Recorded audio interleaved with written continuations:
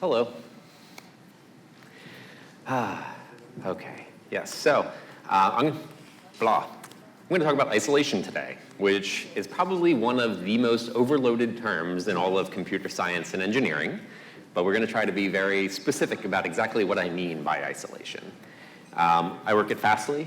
I've been at Fastly for a very long time. If you're interested in large global networks that are doing interesting things, you should definitely come talk to me afterward. You can find me on Twitter, right there. I am more than happy to be argued with and told that I am wrong, so please do that. Okay, isolation. All right, let me start off first by saying this. What I'm going to talk about for the majority of this talk is probably not new to any of you in the audience. Instead, what I'm trying to do is put it in a slightly different lens than you may have thought about it in the past. So what do I mean when I say isolation here? Well, there's a bunch of different ways that we refer to isolation. Not talking about service isolation, not talking about like server isolation or tenant isolation really, but some of the ways that we are talking about it here is resource isolation, right? Or process isolation. And then more specifically, fault isolation and specifically software fault isolation. So like really what I'm talking about is all of these things, right? So this is probably a little bit non-obvious, right? When we talk about like containers and jails and zones, we probably put those in like one particular box. But then you also have like processes over here. They're actually all kind of, in a weird way, the same thing, or attempting to accomplish the same goals, right? Some of them have stricter isolation, some have less strict isolation, and then you have some that are totally different things like sandboxes, right? But really my point in this entire talk is that isolation is about being able to run some code in whatever way without it affecting other running code in unexpected ways. Like every word in there is very intentional, right? If you have like two processes, they can certainly interact with each other, but if they're truly isolated, they won't be able to interact with each other in ways that you are not expecting, right? So part of that is resource isolation. We'll talk about that more in a little bit and why it's not just about efficient use of hardware. But then the other part of it, to my mind anyway, is something that sounds a lot like FDIR. Now what is FDIR? FDIR stands for fault detection, isolation, and recovery. So this is actually a concept from control engineering and is usually referring to monitoring things like thermal signatures of engines and vibrations and oscillations and so on. So it doesn't apply directly, but rather in a metaphorical way, right? I like it because it separates out three important stages in isolation, right? So detection, isolation, and recovery. Detection implies being able to tell when a fault has occurred, when something has gone wrong in a system, right? Which is actually a little less trivial than you might imagine sometimes.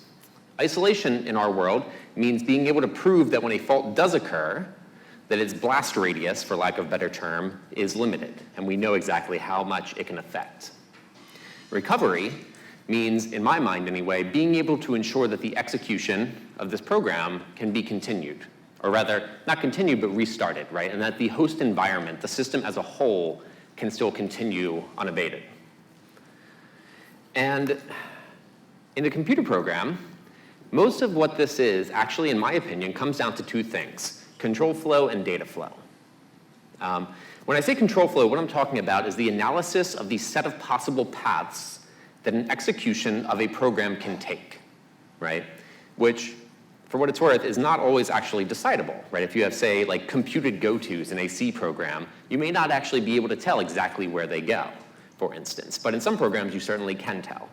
And when I say data flow, what I mean is the analysis of locations that a program can be storing and retrieving data from, right? So if you work out these two things, this is the point that I want to make like throughout most of this talk. If you work out those two problems, you can actually provide isolation in many different forms, right? So let me put this differently. Let's say I have some code and I have some data, and let's say the first function there on the left is executing.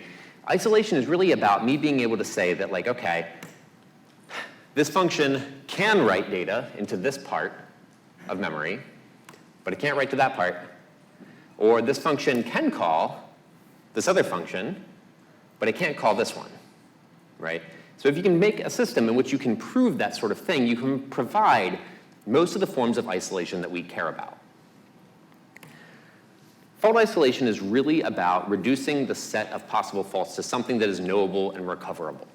For instance, if certain code should not be able to be executed, fault isolation is about being able to either prove that it's not possible to execute it at all, like semantically you can't even describe that situation, or that if it is possible, that when it occurs, we can reliably catch it before any harm is done. Okay, that's enough introduction. Let's talk about processes. Okay, so what is a process? Well, what you are looking at here is the first half or so of the kernel's definition of what a process is. This is the struct, task struct inside the kernel, inside the Linux kernel. So one might ask, what even is a process at this point, because this looks incredibly complicated. But I'm not even going to talk about that. Instead, let's talk about it this way, in an abstract sort of way. So one might think about your operating system, your running computer, in this sort of way. You have your user space, which is really just composed of the memory for each of these individual processes. And then inside the kernel, you have a certain amount of metadata, which is basically what we were just looking at, that is associated with every one of these processes, right? So what's interesting about this is that metadata is not actually directly accessible to an executing process. From a process's perspective, it really is just memory. It's a block of memory. That's all a process really is inside user space. The process has access to its own memory, but otherwise it can't actually interact directly with anything else without asking the kernel for help anyway, right? And so that simple thing, that's really all it is. That simple thing is really the crux of process-based isolation, right? The fact that you have really two things. You have your memory block and you have your syscall interface, and that's all you have. So really what this all comes down to is virtual memory. It's the biggest component of process-based isolation via the MMU, the memory management unit, and the TLB inside each of our computers. This allows us to pretend that each process has its own memory entirely, right? It has its own 64/48-bit space, depending on how you look at it. It allows them to share this memory without actually realizing that they're sharing. So another key part of this is something that probably seems entirely obvious, because really there's no other way to do it in this case. Code and data actually live in the same space inside of a process. Again, this is nothing that should be surprising to anyone here, but I'm trying to put it through a slightly different lens. Code in our process model is actually just data, right? Process-based isolation works because if the only thing that a process has access to is its own memory, and that is also where all the code lives, then we don't really have to care. Then we don't really have to care about control flow, right? We don't have to worry about where that process can jump to, because all it has access to is its own memory. That's an important decision because it ties us so strongly to the safety properties of virtual memory. Another way of saying this is that we don't really care what happens inside of a process as long as the wall that we've built around it isn't broken, which, as a side note, is also why the Spectre attacks were such a bombshell, right? Because we have this wall that is the entirety of our process isolation, and suddenly, with Spectre attacks, you can read memory across different processes, or at least until some of the things were applied recently.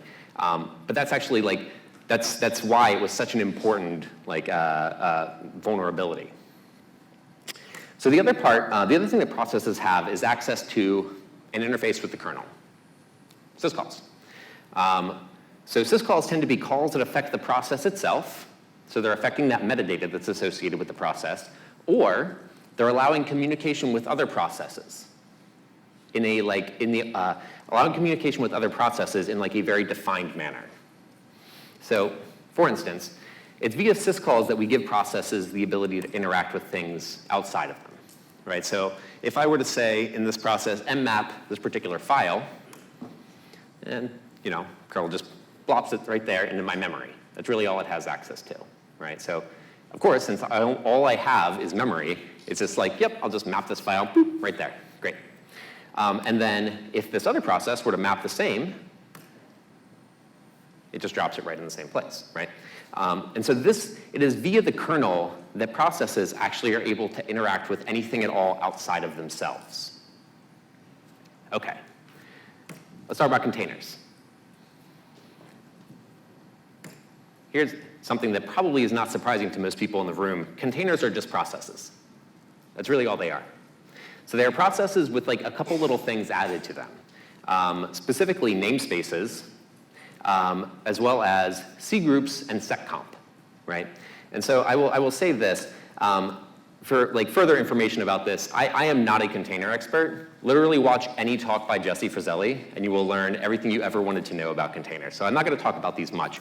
But what it really comes down to is that one of the most important aspects of containers is this concept of resource isolation, right? So if we go back to our mmap example, we have this particular process, which is mmap some data. If this one tries to map that same data, but they have different file system namespaces, it won't work, of course.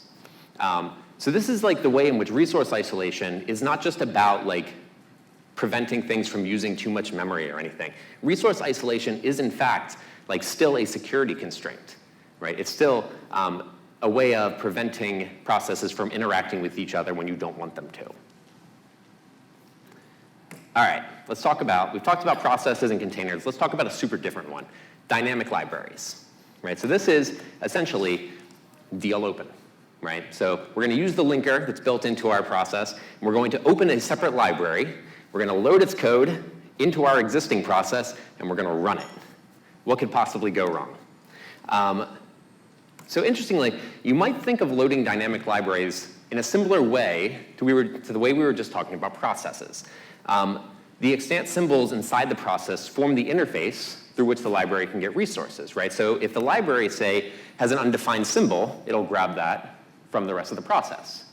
On the other hand, if the process wants to grab something from inside the library, it can just do that, right? So in a weird sort of way, it is kind of similar to what we were just discussing.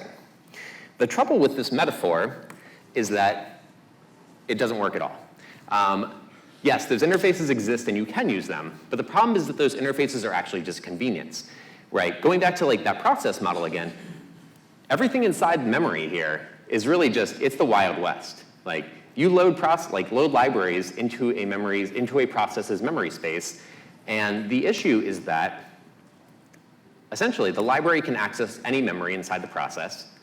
The process can access any memory inside the library. The libraries can access memory across each other. It's chaos, right? So there is effectively no isolation when you are loading dynamic libraries like this. So why am I talking about this? If we can make nearly zero safety guarantees with this way of doing things, why does anyone do it? Like, why do we load things in this way?